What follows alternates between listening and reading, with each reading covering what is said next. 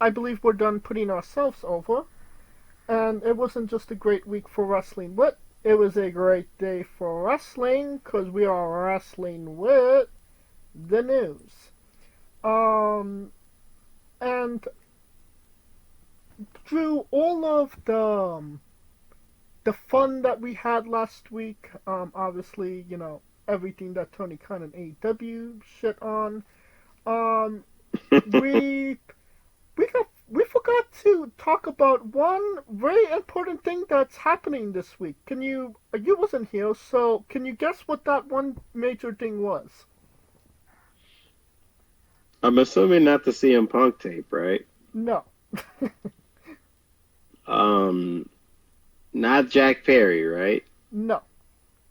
See, I'm taking every guess I Take can take. the highest fruit on the tree.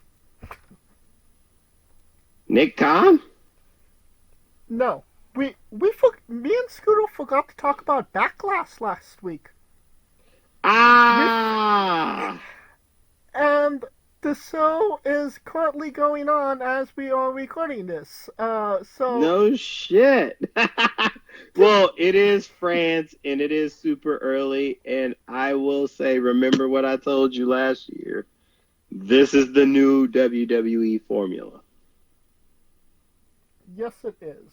Kind of wish that it was on a Sunday, so we just had that extra day to do the preview. But obviously, we will not forget to do the review next week on the show. There you go. Um, that being said, there was some bad news that came out this week, and that is that there are more releases, coming from WWE, mainly from NXT. Let me pull up the names real quick. The biggest name on that, the most notable name on that list was a one Drew Gulak.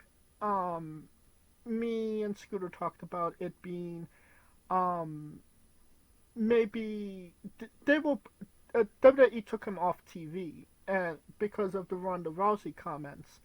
Yep. Um, I didn't think too much of it, but obviously there was smoke where there was fire. No, Kaliko? Mainly, I think it was just a casualty.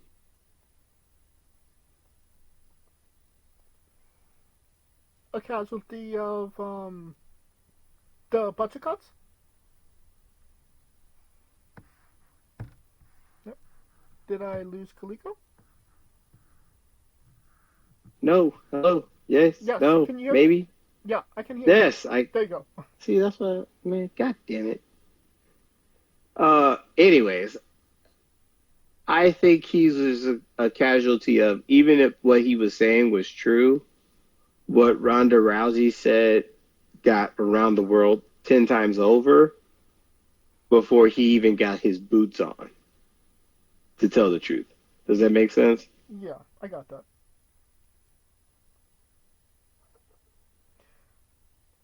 Um, it did seem like he had a rebuttal towards it, but obviously, Ronda Rousey's the bigger star. More people are going to look at what she has to say.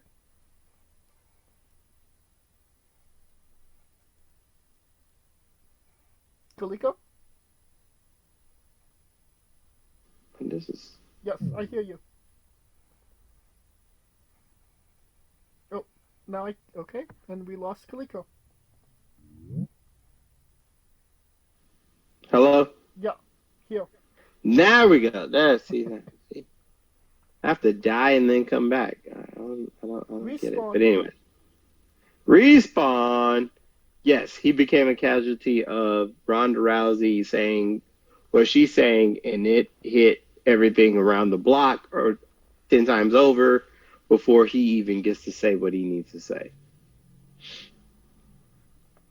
And and it and that's the thing. It's just like, okay, Ronda Rousey saying it, even though it may be true or not. I mean, the fact that he went on Twitter and acknowledged it was probably the nail in the bed for him. Excuse me, because Yeah. If he had handled that backstage, it probably would have been a different story. But I think he felt compelled to clear his name, and in the event of him clearing his name, he sacrificed everything else. You might be right about that. It wasn't like he would like she put like horrendous allegations on him. It was Right. It wasn't like a Me Too thing. It was just more like it happened, yeah. and the fact that he was like, "Yeah, it happened." That's what killed him. And I get it because he was just one, and I get it him being transparent and not trying to be labeled that guy. No pun intended.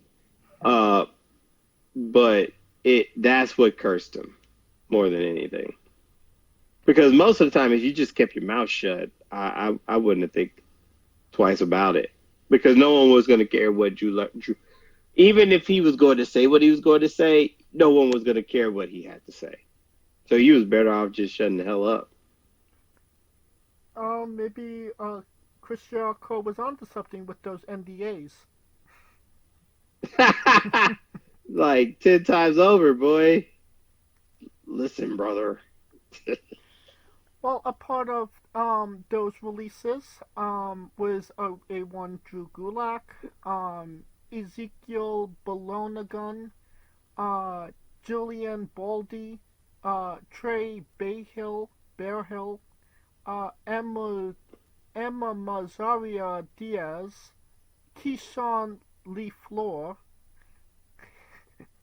Valentina Foroza, Daryl Manson, Vlad Paulenko, Kaya Saint, and Boa. Any one of those names stick out to you? Not really, because I think those are the names that were more lower fruit, and they didn't stand out to get to where they needed to go. So, this is coming. Like I don't get why, and I get it. People tend to be concerned because yeah, everybody has a right to have a job and work. But the bigger issue is that what did they do?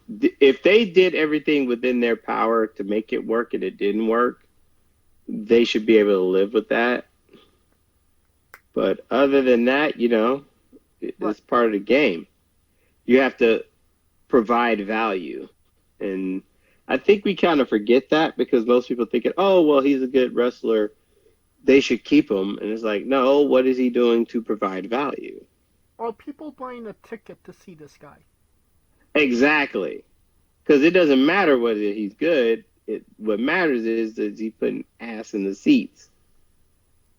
And speaking of putting asses in seats, that would be Drew McIntyre and Seth Rollins, who did indeed re-signed with WWE. Um, does it surprise you that it took Drew McIntyre so long to re-sign? Um, Not really. Because considering he was trying to weigh his options, and I'm betting you he probably thinking, it's like, here's what I'm going to say. Wrestling is like football in professional sports. You never get what you deserve. You get what you can negotiate. And most people are thinking, it's like, well, is he worth it? And that's the thing. You get what you think, what you can leverage your worth. And in the event of both of those gentlemen, excuse me for coughing a little bit here, in the leverage of both of those gentlemen, they both have worth beyond of what was, expected of them. In the event, like prime example, Drew, you can make the argument he would have been the hottest free agent in 2024 had he left. Right. I mean, both of them would have been the hottest free agents. But where was they going to go necessarily? I can't really see Drew or Seth in an AEW if I'm being honest. Well, that's the thing. And that's another connecting issue because AEW, if you look at how they treated their three biggest signings so far, it hasn't been great, right? Okada, So, Ospreay, oh, and Monet, right? well, Ospreay is okay, but I was thinking Edge, Monet, Okada.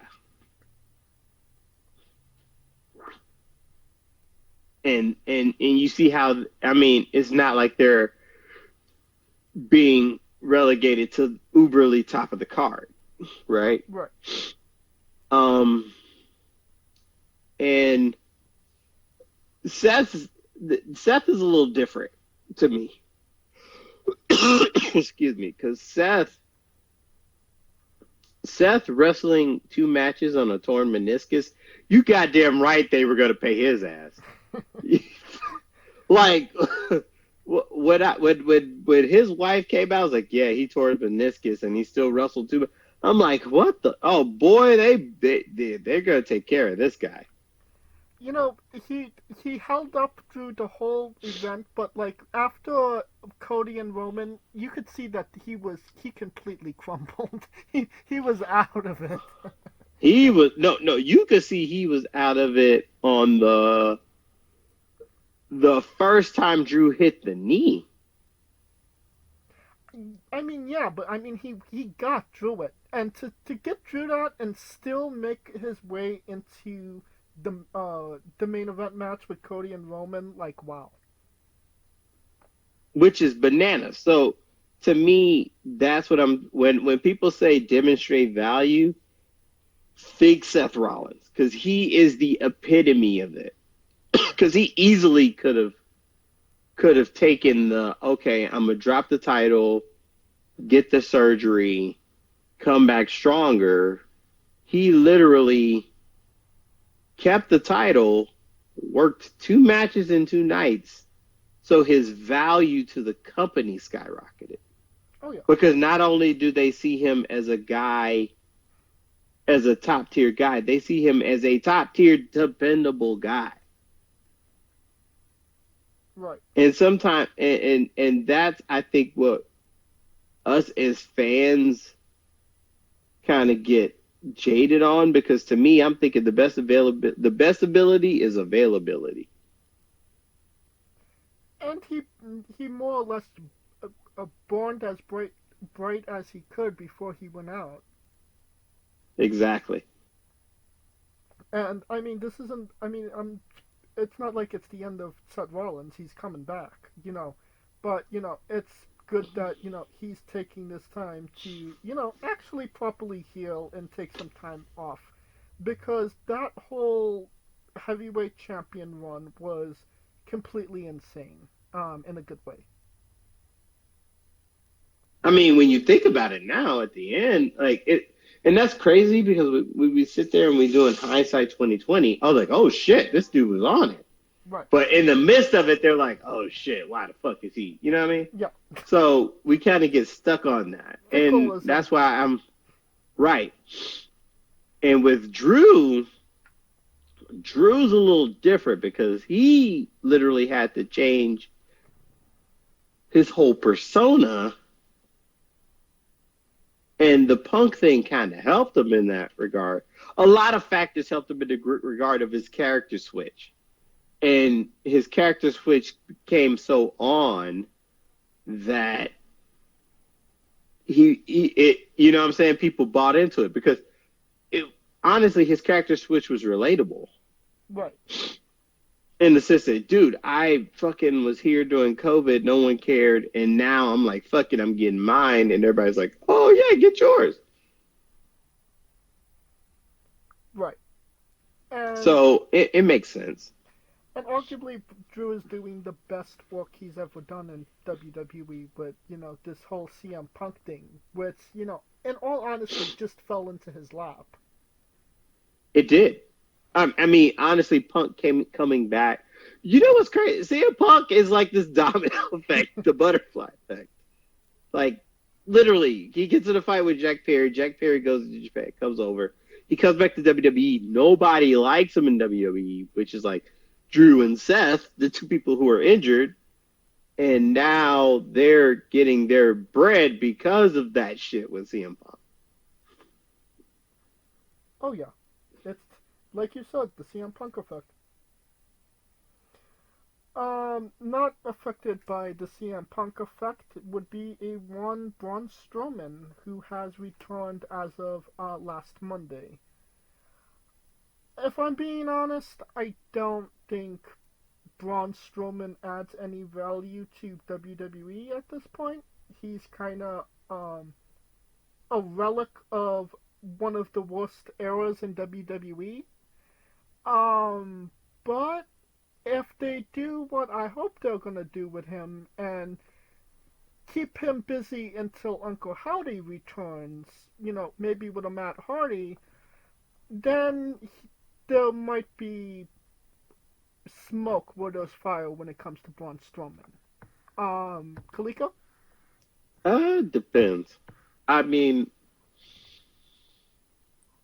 granted, he's like one of the last. It seems like he's like one of the last of the Mohicans with the Wyatt family, but they have to. It would have made sense if he came back after Bray beat him. But they fired him. You see what I'm saying? afterwards. You say what? Didn't they fire him after Bray beat him? Yeah, but yeah, they fired him, but it would have made sense if that came full circle. So at least when he came back, it would have picked up where you left off. There's no.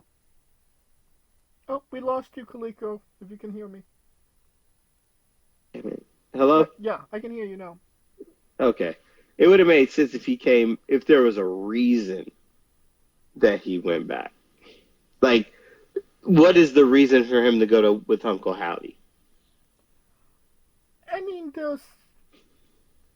mean, that's what the story is going to be, right? How he gets with Uncle Howdy. Maybe there's a match between him and Howdy where he, I don't know, converts him or something. Or maybe, they just decide to do the Wyatt Six. He just decides to come aboard because, the Wyatts and Wyatt powers. Mm-hmm. I mean, Wyatt Power, but my thing is this, is like, is it like a Celine Dion, it's all coming back to me, or is it like... Well, let me phrase it this way. But would you rather see Braun Strowman tag teaming with Ricochet, or would you rather him be the muscle for Uncle Howdy?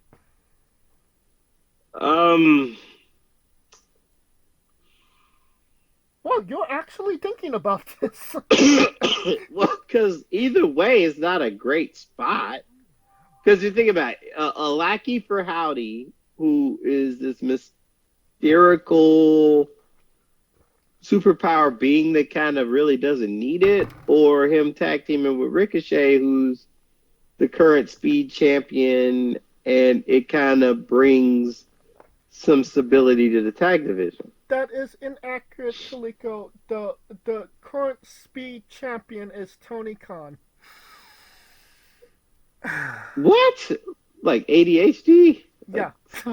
Did you not hear me sniff? Stop. Yes. No. That doesn't. No. Stop. Sorry. Yes. Tony Khan on cocaine. That was for you, Scooter.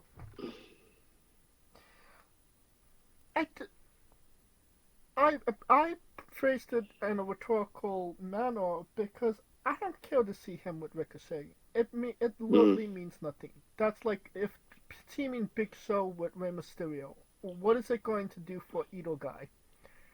I mean, Big Show teams with everybody, so what's the difference? But did it do anything for him? I mean, with Jericho, yes. Miz Show, yes. Well, okay, well that's a whole other story. That's just being a lower mid carder with Ricochet, or be upper mid card or slash main eventer with Howdy, because when Howdy comes back, it's going to have a lot of eyes on it. It's going to be main event matches for Howdy when he comes back. Well, that's what I think anyway. Maybe you think otherwise.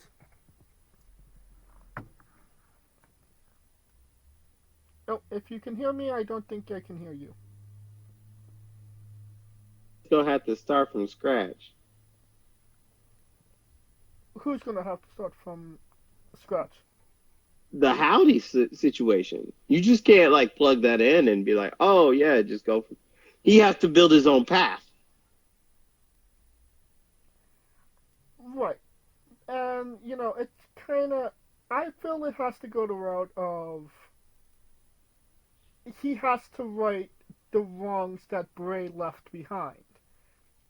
I was under the impression that we were going to get Roman and Howdy after Mania, but it doesn't look like that's happening for obvious reasons.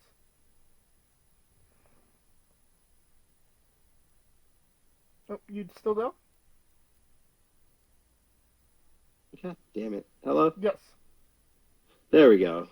I don't know what this hotel is doing. But anyways, so the rumor mill was that Bray and Roman was supposed to fight to cause him to be the antithesis of the tribal chief. To start where he's at now. Now, I don't know how much leverage or how much that plays a factor, whether it's true or false. But Howdy is going to have to be. You can have remnants that reminds everybody of Bray, but you do not want it to be heavy on the nostalgia of Bray. Does that make sense? Yeah. Like, it's kind of like when Eddie died and Mysterio took it, and like you could only take that so far. Like, especially considering it was Mysterio and not Chavo, which would have made more sense and would have carried it further. They're putting it with Howdy and not even recognizing that person as someone related to Wyatt, right? I mean, they kind of already did. I mean, the whole documentary was about that. I mean, the documentary was about it, but here's the key. Are they going to take what the documentary does and implement it in the WWE sense? Because by that matter, you might as well not have Uncle Howdy. You might as well just have Bo Dallas. Look, I get that, but it was a trip. The documentary was as much a tribute to Bray Wyatt as it was to set up the return of Uncle Howdy. Obviously, the tease at the end. I mean, yeah, I get it. I just my thing is that Howdy can come back to remind people of Bray, but you do not want it to be too dependent on what Bray does because it's a different brain and it's a different outlook on things, right? Right. So that's where I'm trying. It's kind of like, and I'm just going to put it in a musical sense. So there's this this rock band called Leonard Skinner, right? Yep. The lead singer Van Zant dies in a plane crash, super young. He has a son. The son literally grows to become the lead singer, but the difference between all of that is that the son was exactly like the father in the mannerisms in which he sung, and you know what I'm saying? So he could continue the legacy, right? So it's easier for him to continue that path rather than someone who is. I'm not saying that Bo isn't capable, but what I'm saying is that Bo's thought process on how to run the story may differ from how Bray would run the story. Does that make sense? Which might not be a bad thing. And that's what I'm saying. It's not going to be a bad thing, but what I'm saying is I mean, it could be a bad thing, it could not be. But what I'm saying is that let that start from ground up rather than plugging him in the main event. Because when you plug him in the main event, the expectation of the fans is going to be that, oh shit, this is going to be exactly what Bray would think, right? Right. Rather than letting people get attached to what Bo is doing. So like you're living and there's nothing wrong with living with the fallacy of what Bray would do, but you have to deal with what Bo is doing than what would someone do. I gotcha. And that's where the dichotomy is. Well, on the AEW side of things, we talked about WWE releases. Ethan Page decided to leave AEW. Honestly, I didn't realize that he was still employed in AEW. So, I guess that's a win for him. And I personally feel like if you have a talent like Ethan Page, you build a division around him. You don't leave him in catering. Um, in my mind, it was just another gross oversight on AEW's part, or um, better yet, Trolley Khan's. Kaliko? No, I don't think we can hear you. Is Yes, I can I hear you. mean the thing with AEW is that they're kind of in a transition phase at this point. And I don't know if Tony is trying to figure out who's going to be long term, who's going to be short term, who's going to, you know what I'm saying? I mean, Ethan Page was there for maybe like a good 3 years, I would say. Yeah, but Tony gets attached to the new person that he signs. The new toy. It's like Baskin Robbins, the flavor of the month. Yeah. Which has been So AEW's detriment. to their detriment, because the flavor of the month now is Swerve. And Nothing again. Oh, I would say this: the flavor of the month for him is Osprey, but the problem is that the crowd loves Swerve, and eventually they are going to have to cross paths. There's no way around it. And here's the question: are you going to give Osprey the title at the expense of Swerve's alleged lengthy title run? well, Swerve has been champion for roughly what, like 2 weeks already. Oh Um, yeah, which and I don't get. That I didn't. For the record, and I would know I wasn't here. I didn't get why they would crown a champion right before Double or Nothing, but considering that Double or Nothing is their WrestleMania, but that's a whole another issue. well, Like and I was at we were sitting there and it's like, wait a minute, what? I mean, I had a friend, we were there watching the show. It's like, yeah, he's gonna crown tonight. I'm like, that makes no sense, because why wouldn't you just crown him in Vegas with the eyes of the wrestling world and ESPN, because ESPN covers now all types of wrestling.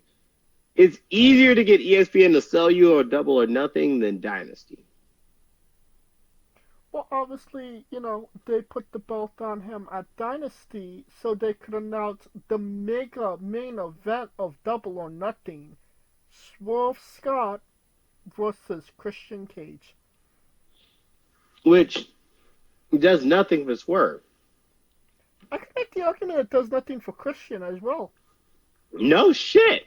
Because honestly, it's a match where Swerve is expected to win and Christian is expected to lose, and no one.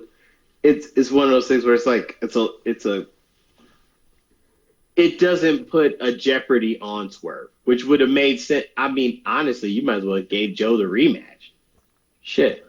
And that might have been a better match Well, I can't shit on Christian. He's a good wrestler and he has a great No, we're gimmick. not shitting on But Christian as a wrestler. We're just shitting on Chris. I'm not shitting on Christian the wrestler. I'm no, shitting on booking the choice right. because if that was the case, you might as well have to put Osprey if you really wanted some jeopardy. Osprey versus Swerve, because at this point, if you're going by what TK says is their ranking system, Osprey is the mandatory goddamn challenger. But you can't always believe those ranking systems. Well, I've told you that from day one, but no Yeah. one listened to me. Told you motherfuckers. Like Pac was undefeated for like damn near 6 months, didn't get a title shot. Like, fuck you mean? Fuck you mean? Shit. And people will say, well, they're putting Cody against AJ. That's predictable. We know Cody's gonna win. Well, yeah, we know Cody's gonna win, but AJ Styles is arguably one of the greatest wrestlers of all time, and he just came out of a really hot rivalry with LA Knight. This is the most over AJ Styles has been for a really long time. Christian Cage, while the gimmick is hot, he just lost the TNT Championship to Edge in an I Quit match like a month ago. So why is he even and he didn't get his comeuppance against Edge. He didn't get, his heat back with Edge.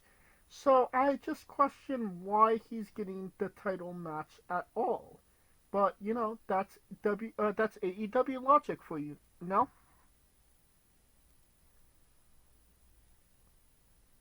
You're gonna put him in a title match, put it against someone who's been on the uptick, and doesn't Christian get the rematch? And that's where everything throws me off, because it's like, if you're a champion, why wouldn't he have a rematch clause? But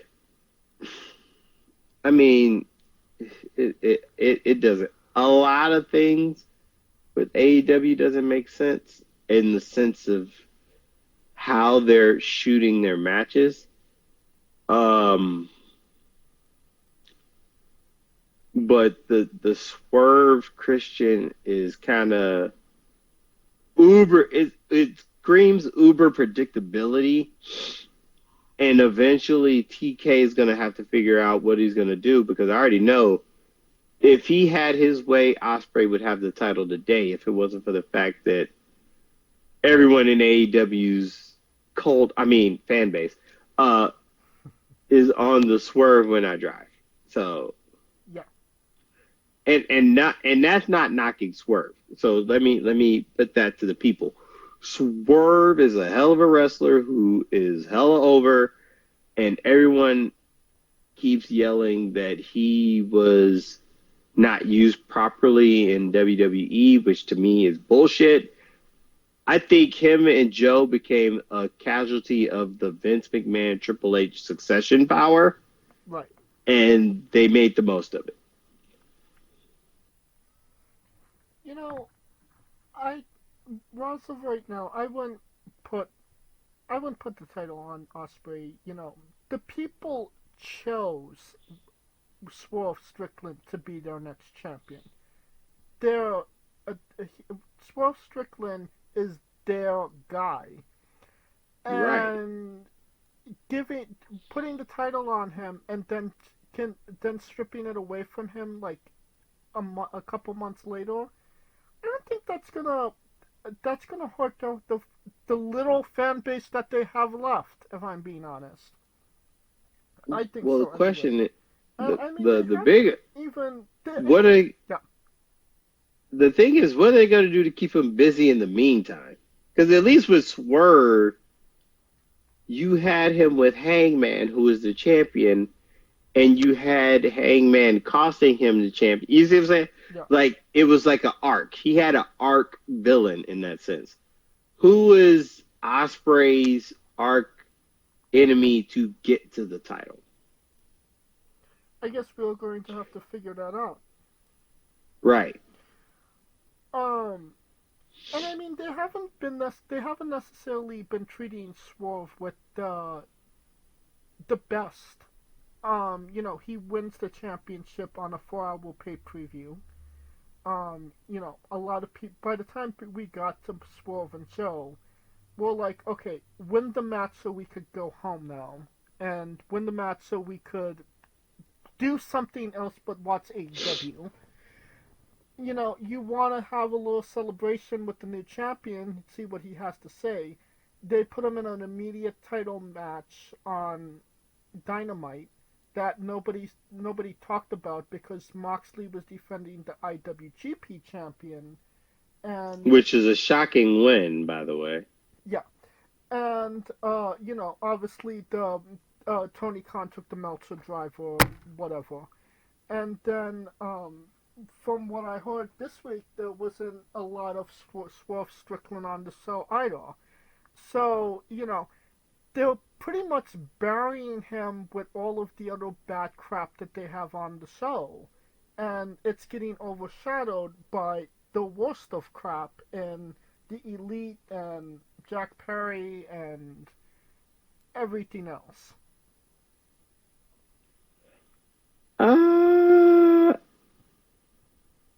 I'm gonna say this. I called that Jack Perry shit.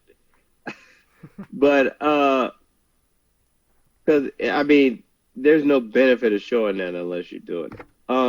Right. Now,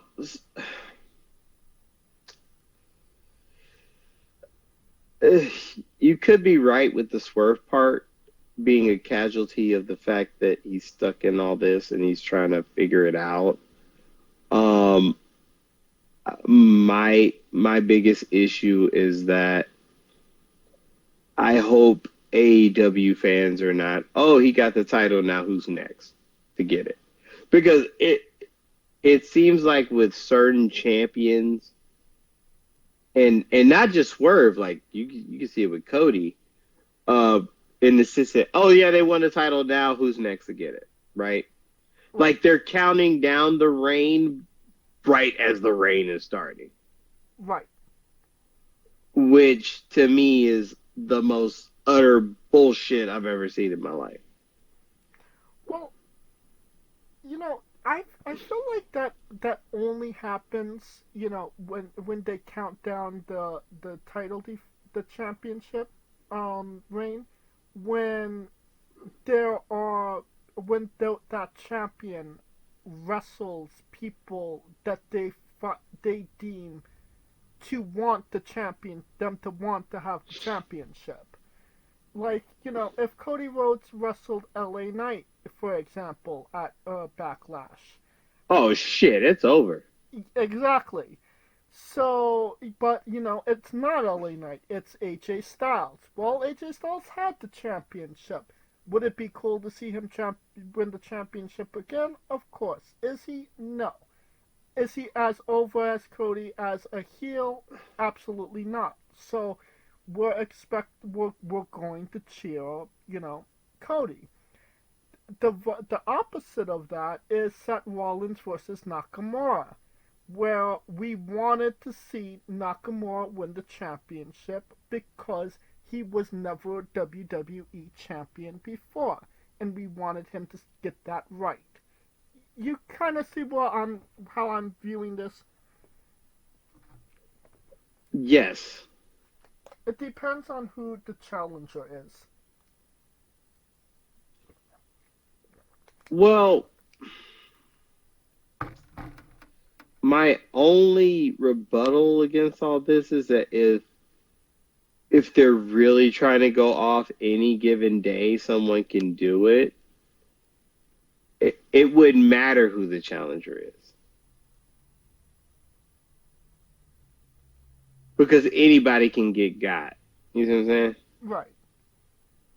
So, like, if you're trying to live it off this fact that, oh, God, like, prime example, when Cody fought Mello. Yeah. what was the difference between Melo winning it and AJ winning it? Because I can make the argument Melo is in a better position long term than AJ will ever be, and that's not a sense of, and that's not coming from the point of AJ ain't shit, but they're pretty much going to be betting the farm on Melo for years to come. Well, Melo is a story you can tell in the long form, and that match was just to sprinkle some Cody dust on him to get people looking at him. I mean, he didn't need the Cody dust to look at him. He needed the Cody dust. Bullshit. He got bullshit, because I can tell you right now, the top 3 matches that people were talking about Mania weekend: Cody Roman, the tag match, Swerve Trick. Swerve Trick was fucking over. But who got more over? Trick.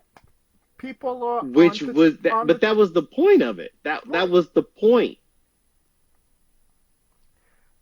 And it benefited Trick, not Melo. So bullshit. It benefited Melo, because the thing is this: when Melo got drafted, is he heel or face? I'm imagining he's heel after what he said to Cody. That's my point. So it's like it's nothing of a continuation of what he already done. You see what I'm saying? So even him facing Cody as the heel, I mean, to me, Melo gained more with the Trick match than the Cody match. Don't get me wrong, Cody made him look strong. I'm not saying that. But I'll put it this way. Considering Melo's trajectory the last 2 years, that I guess that's what I'm looking at. I'm looking at how he was from Mania 33 to now. And that dude, the Cody match really wouldn't, I mean, it did nothing no bigger than what he's already done in the past year. Let's shelf this conversation for when we talk about the draft. Of course. We will get back to it. We're getting, see, y'all came to the right. I came back today, see, looked at my wrist, I got time today. Well, unfortunately, talking about the shelf, you will find Julia Hart on it. She injured her shoulder. She had surgery. She will be back. And not expected anytime soon. Which is kind of terrible, if I'm being honest. She was an AEW OG. She got over with the House of Black. She was arguably the most over member of the House of Black. And now she kind of has to go into that good night for some time. Maybe that might be beneficial for her in the long run. But what say you, Kaliko? Yeah, she was the most over member of the House of Black, but I think more people were with her because from what all recounts that I've seen, is that she's probably one of the more genuine souls on that roster as far as like interaction wise. So of course it's going to buy you that time. Having met her, all that sweetheart. You say what? Having met her, sweetheart. Oh yeah, that's what I'm saying. She's a sweetheart. So it's unfortunate not only on that. It's more unfortunate on that front than anything else. And I think she's probably going to be over as a face when she gets back. Which is, are they going to get her away from the House of Black? Time will tell, but in the meantime, to one of the more genuine souls, speedy recovery. Glad the surgery went well. And there's never a right time to get injured. It kind of sucks. Whenever it does happen, but it might have been the best of times because AEW wasn't necessarily looking at her with Mercedes Moné going after Willow, and obviously Tony is untouchable at this point.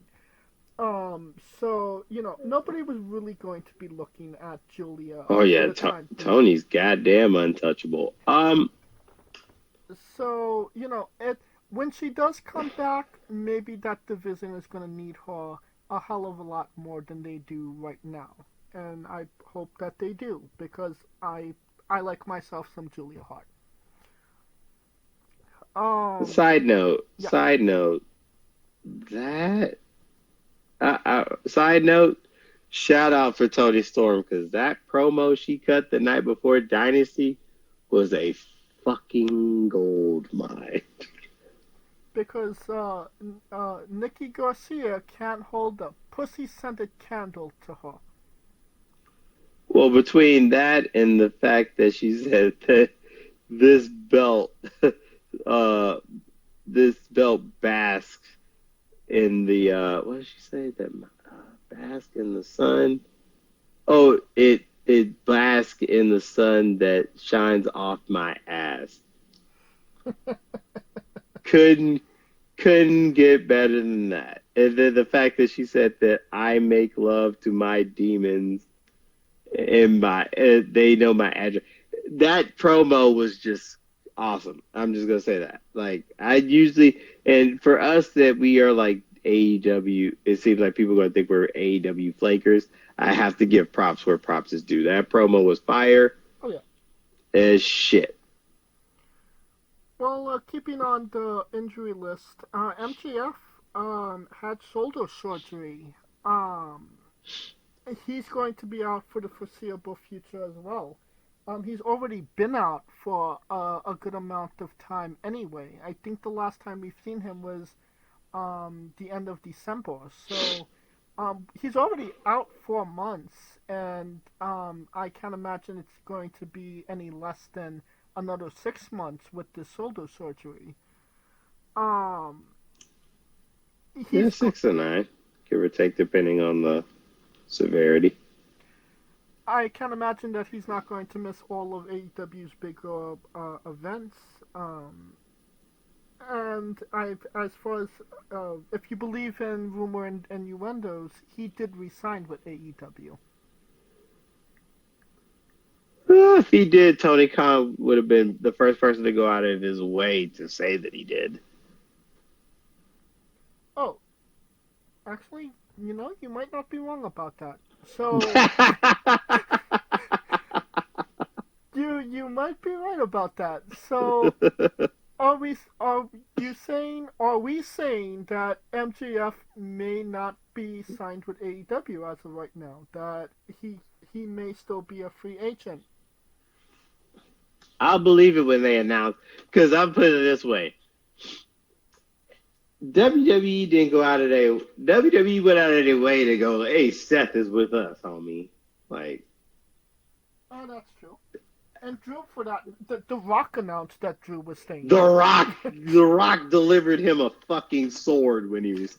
Do you see my point here? Like, Yeah. when it's someone that you value, and especially someone who you view as a franchise player, you're going out of your way to be like, hey, we kept them.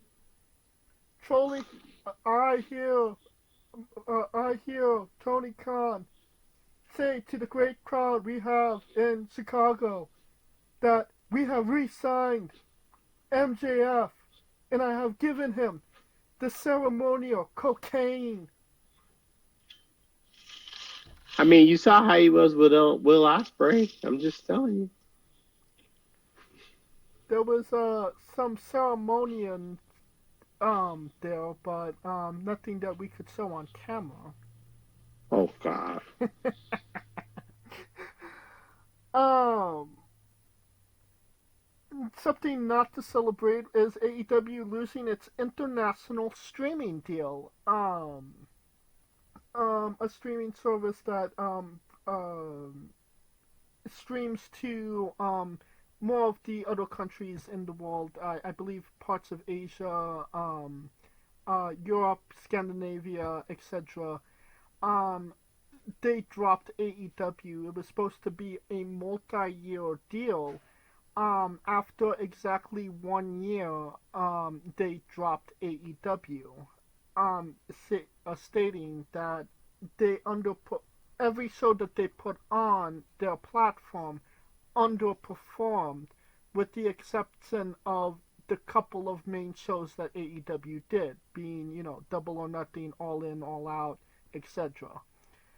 Um, what does that kind of say about AEW that they're getting dropped by these big international deals? Especially considering Tony Khan has been saying, "Oh, Warner Brothers has been so great to us. They're so happy with what we're doing. We're going to make so much money off this new rights deal." And then you have reality hit you where an international streaming service said, "Well, you underperformed for us. We're kicking you out."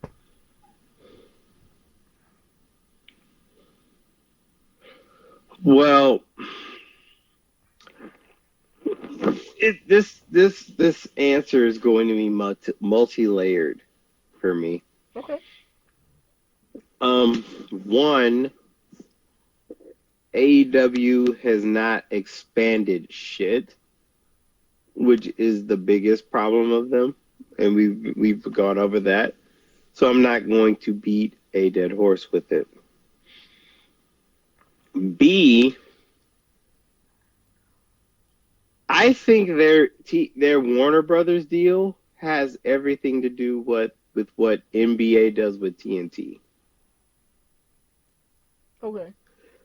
Because the TNT deal, as far as the NBA, is actually in the realm of negotiations. And what did I say was the biggest show on TV right now for TNT, which is Warner Brothers? The Inside the NBA.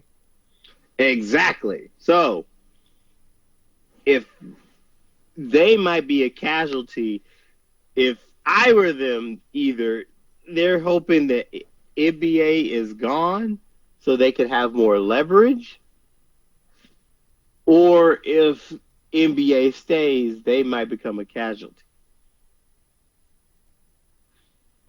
Which is kind of what's the word? Ironic. That they would maybe meet the same fate as WCW, considering that they patterned themselves so much after WCW. I mean, but even